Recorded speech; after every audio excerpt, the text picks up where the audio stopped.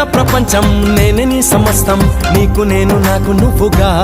నీ తీపి ప్రేమ గురుతై చరితలు నేను నిలిచిపోనా.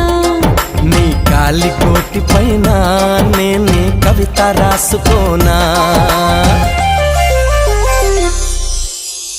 ఒక్కసారి పిలిచావంటే కోటిసార్లు పలుకనా. ఒక్కసారి చూసావంటే 100 ఏళ్ళు బతకనా.